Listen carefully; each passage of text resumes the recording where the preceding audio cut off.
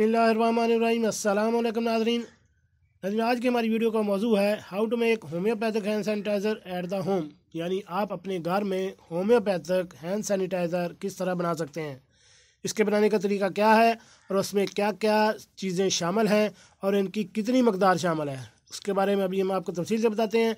Video शुरू करने से पहले मेरी आपसे रिक्वेस्ट है कि अगर आप मेरे इस चैनल घर का डॉक्टर पर नए हैं तो मेरे इस चैनल को सब्सक्राइब करें और साथ बेल आइकन का बटन भी प्रेस कर दें ताकि ऐसी मालूमाती वीडियो आपको बार वक्त मिल सके।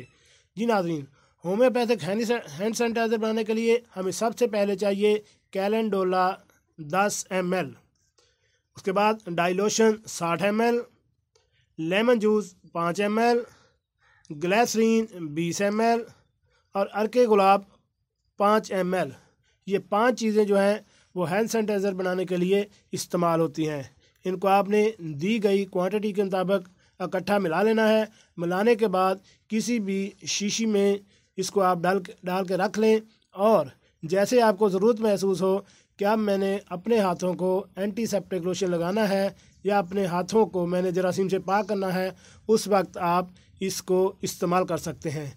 किसी भी नुकसान के बगैर, साइड इफ़ेक्ट के बगैर ये आप इसको इस्तेमाल करें और ख़ुद से घर में तैयार करें। ये चीज़ें बाज़ार में या होम्योपैथिक मेडिकल स्टोर से आम चीज़ें मिल जाती हैं।